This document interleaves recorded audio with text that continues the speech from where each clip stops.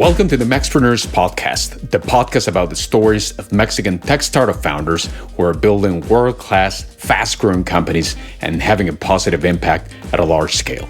My name is Sergio Chavez. I'm a Mexican based in Germany, a tech startup founder, executive, and mentor, and your host. Today we welcome back Rubén López. Ruben is founder and CEO of Nanofacile, a biotech startup based in Montreal, Canada.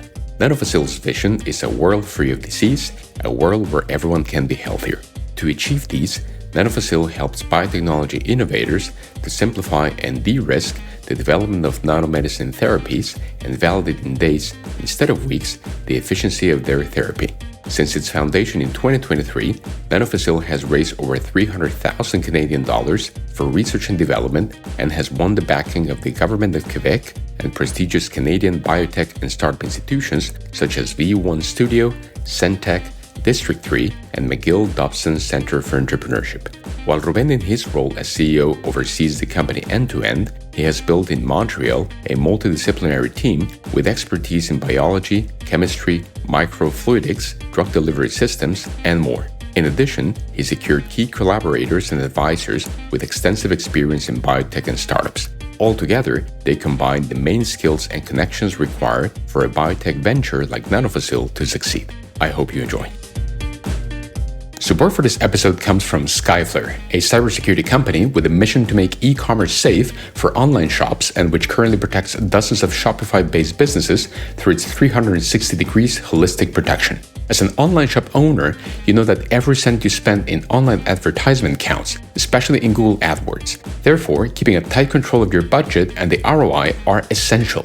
Nevertheless, there are bad actors out there who can make those costs explode. Skyflare's Click Fraud Protection solution helps you prevent and resolve those threats. At Mexpreneurs, we had the privilege to have Skyflare's founders in the podcast, including Juan Ocampo, a Mexican tech startup founder, and Skyflare's Chief Operations Officer. Visit skyflare.com/Mexpreneurs to learn more and also to get a 10% discount during your first 3 months of your annual subscription. Skyflare is at the moment available in Europe, Mexico, and Canada through the Shopify App Store. Hello, Ruben. Welcome back. Thank you, Sergio, and thank you, Mexpreneurs, for having me here once again. Thank you very much for joining us again, Ruben. It's a pleasure. And please, let's start off with telling us a little bit about Nanofacile. So what exactly is Nanofacile? Nanofacile is a biotech company focused on accelerating and de-risking the development of lipid-based nanoparticles and gene therapies. We provide with advanced, easy-to-use technology for rapid preclinical development using standard laboratory equipment and also for using targeted lipid nanoparticle formulations. You might have been asking, what is this? Well, I will share a little bit about the context. I think in recent years, and we have been dreaming a little bit of having a world where everyone can be healthier. However, I think just after the pandemic that we had in 2022, we were able to test a few approaches, among them the vaccines based on RNA therapies, like the ones that Moderna and Pfizer produced. To those who might not know, RNA is like a molecule that tells our cells which proteins to produce and which proteins not to produce that can make us ill or healthy. However, that molecule that is the RNA degrades very rapidly and needs to be encapsulated into nanocapsules. They're like balloons containing water. The water represents the RNA and the balloon protects it and delivers it to the right place inside the human body. The recipe of this balloon that is made basically of fats, it's difficult to obtain. It requires a very long process of research and development. And as you imagine, encapsulating into something that is 1,000 times thinner than a human hair is a big challenge. It's something that right now we can use not just against diseases such COVID, but now it could be used against cancer, metabolic diseases, immune diseases, and also in gene therapy. So there is a huge revolution coming in this area. And at Nanofacile, we are working on accelerating that revolution to happen and to happen for all the people, not just a few. And please walk us a little bit deeper into the actual problem. Also, in our previous conversation, you gave us a glimpse into the problem that you encountered that gave birth to the facility in the first place. Could you explain a little bit more about that? Like, what exactly is happening right now? And what is that big problem that you guys are addressing overall? This technology, it's amazing. And as I shared before, now we can use it for different type of diseases. However, the encapsulation process is a little bit tricky and it's lengthy. It was around 2016 when I came to Canada because I was fascinated by this technology and I said I would like to use this technology in benefit of patients, but developing this type of technology is very slow. In order to get that recipe, you need to test many iterations. Secondly, it's a very expensive process. You can either pay $40,000 to a CRO, wait for, let's say, around 1 month or two until you receive your recipe to encapsulate your therapy inside. That will cost like around $40,000, $50,000, and you have no guarantee of success. So this is an iterative process that you need to repeat several times. The other option that you have is you could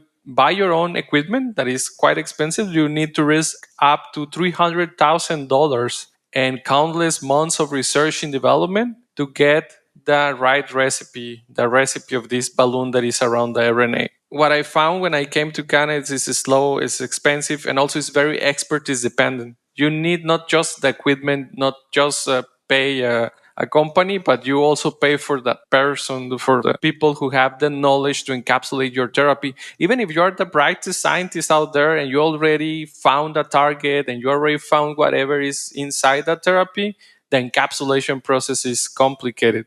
I thought it was just my problem. When I came here doing my PhD, I did my postdoc, but at the end of my postdoc, I had the opportunity to what they call the validation process, discovery process, in which basically what you do is you get out of the lab and you try to talk with people about this problem. So I went out, I talked with more than 100 CEOs, CTOs, researchers in 10 different countries. And I was surprised because what I found was a collective struggle. There were hundreds of ideas out there, but those ideas were not possible to be implemented because of the barriers of this process to be slow, expensive, and expertise dependent. And I think the most important part is that there were millions of patients that will never get the best therapies available possible. So for that reason, that was just 1 year. And a few months ago, I decided to found Nanofacile to find a way to reduce those barriers, to democratize the research and development process, and to bring more researchers, more biotech companies to develop their own therapies and have more of them out there and obviously help patients that are struggling with different diseases. And in terms of the world that you see in the future, so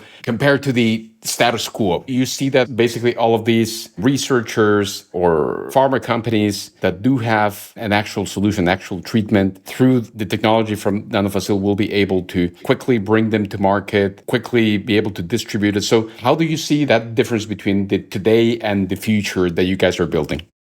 In terms of what is the difference, I can think of two personas if we talk about some very specific examples. On one hand, you have the typical researcher that has been doing research and has found a target. Target, we mean that a specific way of treating a disease. They have a compound, they have an RNA, they have maybe a protein, but they haven't found a way to deliver that compound to the right cells inside the human body. What it means in practice is that, for example, a lot of the treatments against cancer, they have a lot of side effects. Why they have side effects? Because they attack in general all cells in the human body. So one way to reduce those side effects is by putting this treatment inside those nanoballoons. And those nanoballoons, if they are tuned in the right way, you can tell them to reach specific organs and tissues in the human body. So that could reduce the side effects. So this researcher that already knows how to treat the disease but doesn't know how to put this treatment inside those nanocapsules faces tremendous amount of pressure in terms of financial and time. And in order for them to get the resources, they need to show something that we call the next milestone. That is, they need to show that there is promise in whatever they are creating. Right now, the only option is having already the money, but how you get funding if you don't have the results? So it's the typical chicken and the egg problem, no? With Nanofacile, we reduce those barriers. We allow the researcher to test just in minutes if whatever they discover is something that you can encapsulate and then you can deliver to certain organs and tissues. By validating that, you allow them to go for the next level of funding much easier. The other example that I see is a typical biotech company. Same thing, they already have a compound, they tested, it's doing more or less. They would like this compound to do better. They would like to have a wider therapeutic window. That means that they don't need to add a lot of that compound in order to be effective, or they have the compound but it's simply not soluble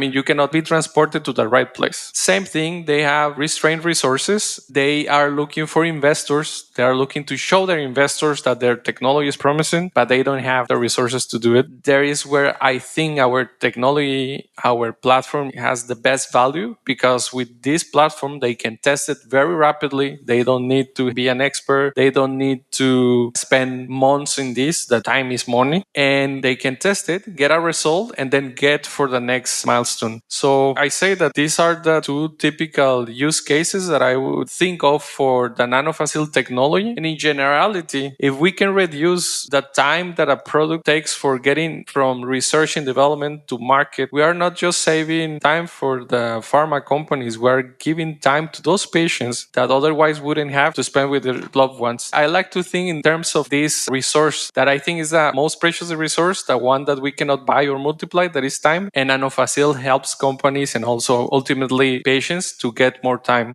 And also something that you mentioned, Ruben, that I think is also extremely relevant is not only talking about new targets or new compounds, new solutions coming to the market, but you also mentioned something super interesting with the example from cancer, that you could also significantly improve the efficiency and the reduction of those collateral damages resulting from the use of some of the existing therapies, thanks to the fact that you're much more precise and much more targeted in the way these compounds get delivered into the right organ and to the right place in the human body. I think that's also extremely interesting. And are you also exploring that, or are you mainly focused on the development of new medicines or new solutions, or are you also looking into these existing ones and how to improve them?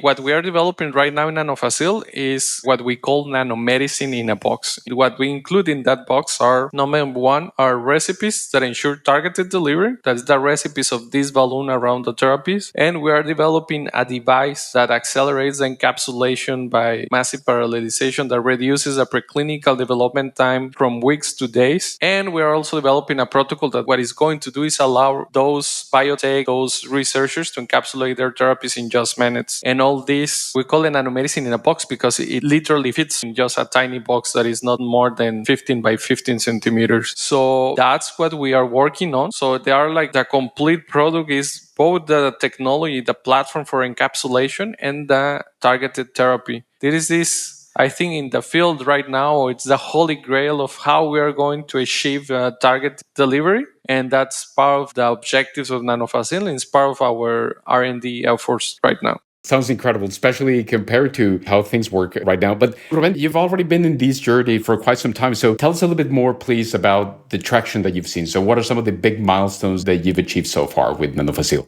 Well, recently we have get a bit of more funding. Something very particular of biotech companies is that they require a substantial amount of resources and time in developing the MVP. Why? Because it's based on a technology that is very novel, very state of the art. And so far we have raised around 300,000 Canadian dollars to do that research and development. So that's great because it comes from an organization that is called V1 Studio. V1 Studio is a venture studio that focuses on translating research and development that comes from the laboratories to actually products. And also the other part of our funds come from non-dilutive grant from the government. So we have the support of the Government of Canada and Quebec. So that says a lot about the work that we are doing, and also from other partners like the Banque Nationale here in Canada that have supported Nanofacile. That's from the side of funding that it fuels getting into those also important milestones for us. And from the other side, in terms of traction, we are closing a pilot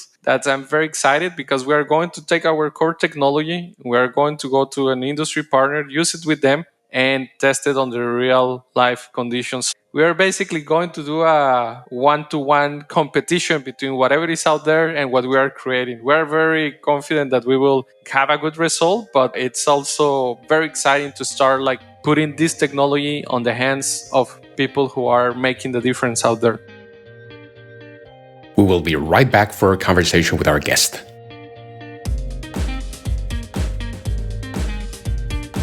Support for this episode comes from Partnership Leaders, the leading community of partnership professionals and executives in SaaS and tech with over 1,500 members globally. We're living in the decade of the ecosystem, and every CEO needs to become a partnership leader. Just take a look at the top companies in the world today like Microsoft, Google, and Apple. They have all become platform companies, and partnership executives in IT have been the ones leading these transformations. Partnership Leaders brings these executives together and is building a playbook to enable CEOs and business leaders across industries to transform their organizations into platform companies. If you're a tech startup founder, Partnership Leaders is the place for you to learn how to leverage partnerships to take your business to the next level. I'm a member of PL and co-host of the Germany chapter and have seen firsthand the richness and value of this incredible community. Visit partnershipleaders.com to learn more and to apply to become a member. Make sure to mention in your application that Mexpreneurs referred you so you can receive a special price if your application is accepted. Those are already big things that you're working on. But of course, I can imagine that it's not only you who's building these and working on this. Could you please tell us briefly about the team behind Nanofacile? I have the pleasure to talk to you. You're the founder, the CEO of the company. But who else is behind this big endeavor? It really takes a village to create it, to construct something new. In terms of the core team at Nanofacile, we are now 3 people at the core team. That includes Nikta Kamelan. She's a biologist. And for this type of projects, you need very interdisciplinary teams. So you need to bring expertise from biology, from chemistry, from microfluidics, and more. We have another team member that joined us, that is Gopi. Gopi is an expert in microfluidics and drug delivery systems. Extremely difficult to find this expertise at the same time. And we are closing also in August. We are going to have another team member. Is a postdoctoral fellow. He's graduated from also here from a university in Canada, and he's expert in drug delivery systems. So the team is growing. I cannot tell all the other team members that are coming also for the next months, but we're getting the experts, the hands, and more importantly, the brains, because this is a heavy project. That's for the core team of Nanofacile. Nanofacile also is extremely lucky because we have access to a network of mentors in the top incubators in Montreal that includes District 3, V1, Centech, and also the Dobson. One of the mentors is Margaret Bywater Eckhart. She has a few startups. She has a lot of experience, decades of experience in the field. Also, we are very lucky to have Francois Drolet as entrepreneur residence from Centech and Diana Org from V1 Studio. So all of them, like Francois has experience in like decades of experience with different companies, including Roche, and Diana has his own startup. So we have like a complete village of people supporting us. And in each of these incubators, there are like, they call it advisors that help us day to day in our needs. So it's a complete village that is behind Nanofacile, behind the core team that help us to navigate the different ups and downs and also to prevent and mitigate risks. And how exactly did you come together with this core team? Because you were mentioning these are profiles difficult to find out there. So what's the origin story behind this core team? You guys met at the university through some other experiences that you've had. How exactly did the band come together to play together? It feels like a Star Wars story because it's like you start like first one person, but then other people join the team. And for example, with Gopi, since we were just thinking of creating Nanofacile, we started to talk. He was doing research in a laboratory in which I used to collaborate when I was a postdoctoral fellow. You start to know people and what they are working on. And then when we started to get a bit of traction, I said, Gopi, I would like you to be in the team. Little by little, we were like getting the resources. It's when you have a startup, you don't have like the money just right in your pocket. And when the time was right, I invited him to join. And in that way, also, we attracted Nikta. Our research and development facility is inside what is called the BioHub at Concordia University. So that gives you a lot of exposition to people who might be interested on doing research and development with you and also in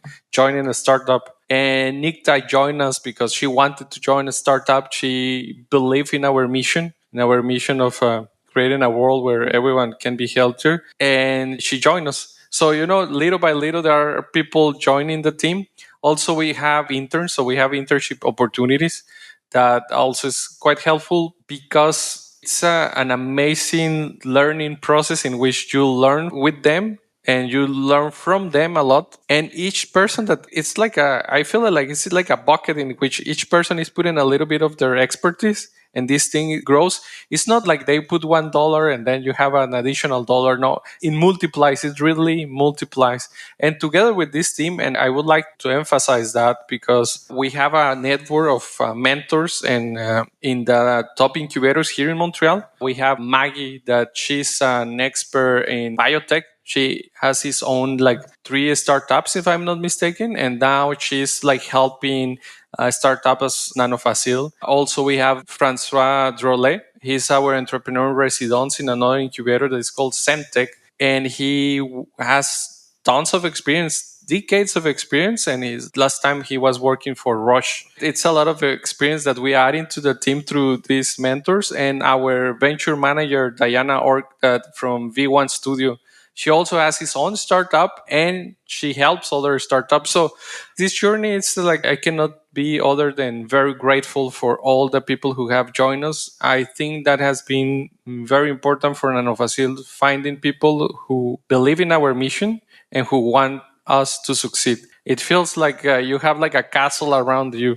And also just a questioning in regards to the team setup, Ruben, because if I understand correctly, the majority of you are actually physically together. No? So I would assume that building a biotech startup like Nanofacile, you do need to be physically together. No? So being remote, I would assume, is probably not an option for the type of work that you're doing. Could you please tell us a little bit about that?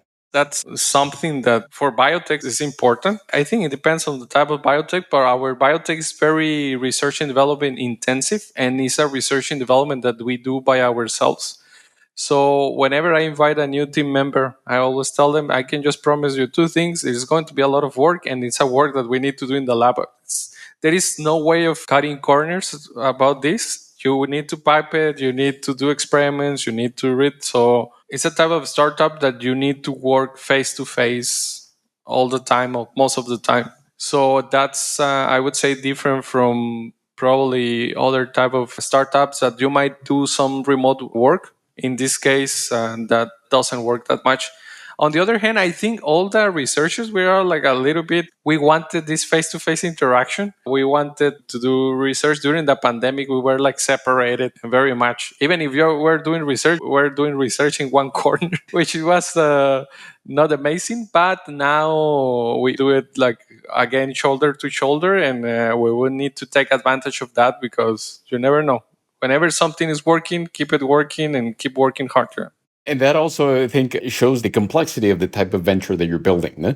The fact that you need to be physically together, that you need to find the right talent with the right skill set, with the right motivation. It's very different compared to, I don't know, a software startup, no? Where you can probably do it with remote teams spread across the globe. You do need to be in the lab day and night working together on these. Yeah, that's crucial. And I think also what is different is that for incubators of other people in the ecosystem, it's extremely important to provide with these spaces for doing that research and development. We are very fortunate that we have the space now, and BioHub from District 3, that is another of the incubators. We're grateful about that. But these spaces are crucial when you are talking about companies that are biotechs or medtech.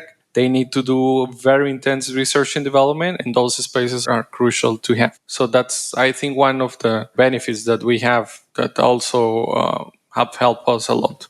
Now, Ruben, we're reaching the end of our conversation, but I would love to learn about the priorities from Nanofacile in the next month. So what are some of the key things that you have moving forward? What are some of the key milestones that we're going to be seeing from your startup in the next few months? We talk about the next 6 months. We are completing our MVP, and we are very happy now because we are going to start also soon the project with the industry partner. So it's going to be an MVP that is made custom with our core technology with this potential customer in the future. So I think that's quite an exciting thing because it's not just about being in the corner in the lab and not knowing what is happening around you. It's about working very closely with the people who are going to use your technology. So I think for a biotech, it's crucial. Also, we are starting a project in which we are going to use our MVP core technology and translate it into a scale-up product. That means that Not because you have a nice prototype and works well, you also need to produce it in sufficient amounts. So we have a project with a very well-known university here in Montreal. We're just refining the details. Soon I will let you know. And we want to expand our customer base and our co-development base by engaging with key industry partners and participating with other biotechs. We would like them to start using our technology and co-develop together. So that's for the next 6 months. At the end of this year, we plan to launch our product. That's very important. We want to scale up our production, and we are starting a VC funding round. That's our priorities for the following 6 to 12 months. And what would be some of the profile of the people that should ideally reach out to you? So you mentioned about biotech companies interested in using your technology. You talk about VCs, investors. Could you please tell us briefly about the profile of these individuals that you're primarily looking for? For co-developing and also trying our technology and doing pilots, we are looking for biotech companies, small and medium biotech companies, also CROs that are looking to encapsulate their therapy. They are facing challenges or difficulties in this. I understand that translating from having a potential target to actual encapsulating could be a very long and difficult process. We are looking for this type of companies that they could use our technology. We can accelerate their time to market. That's in the realm of partnerships. In investors, we are looking for VC and angel investors specializing in biotech and pre-seed companies that are looking to invest in a pre-seed fund for a biotech company. Normally, it's between $500,000 and $1 million. Very importantly, and also I always saying this because everything is about people. We are looking for talent, also researchers and engineers with expertise in nanotechnology, microfluidics, drug delivery systems. What we think is very important is people who can think out of the box. It's extremely important for us that one essential value for Nanofacile is simplicity. That's why we call Nanofacile. It's facile in French, well, and also kind of in Spanish is easy. So we want to do things extremely easy and uncomplicated. The beauty of good engineering is making things much simpler, not more difficult, but easy. So that's our core value.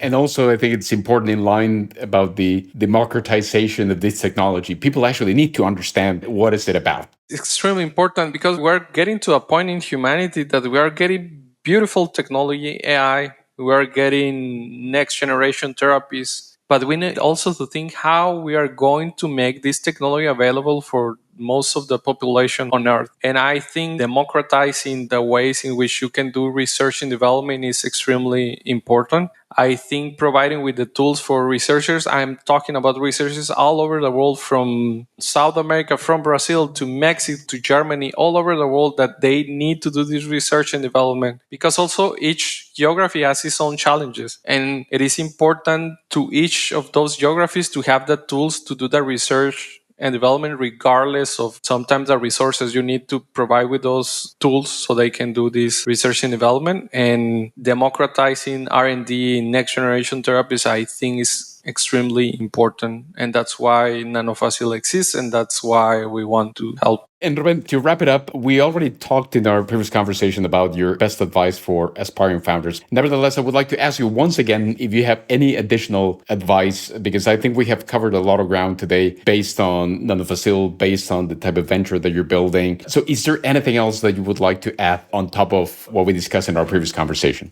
I would say that if you have an idea that is really burning inside you, talk about it. Talk about this idea to other people, and little by little you will build momentum, and there will be a lot of people who maybe they already saw the same problems and they want to help. Talk with the people who also want the best for you. I think that's extremely important. Finding that people, the people that they are looking for leaving a mark in society, I think also that's extremely important. Before, in the previous conversation, we talked about the importance of creating relationships and actually connecting with people. Connecting far beyond, it's about understanding where the people who are around you are and how you can help them also to reach their objectives. When everyone is reaching their own objectives together, that changes a lot how the execution of your own project goes. and be resilient. The path for a startup is filled from up and downs. And I think it's just important to be persistent and keep going every day. So talk about it, connections, keep on going. And I love also you mentioned before about that it takes a village to build such a venture, especially with the complexity of the venture that you're building, being a science-based startup. Ruben, thank you very much for your time. Thank you for sharing all these fantastic golden nuggets also regarding the work that you're doing. And of course, we will be looking very closely into the evolution of Nanofacile in the following months and all these great things that you guys are doing. We'll stay tuned. But in the meantime, thank you very much for taking the time to be here. Thank you very much for the invitation and for having the time for having this conversation. Happy to be here. Fantastic. Thank you very much, Ruben. Thank you. And thanks to you for joining us today. Please remember to subscribe via your favorite podcast app to be notified about new episodes and share with us your feedback. We would love to hear from you. Thank you also to the Maxpreneurs team, Valeria Morel, Hector Barragan from Hyper Voltage, Francisco Jaimes, Pamela Elizalde, Katia Cruz, Rocío Marroquín. I am Sergio Chavez. See you next time.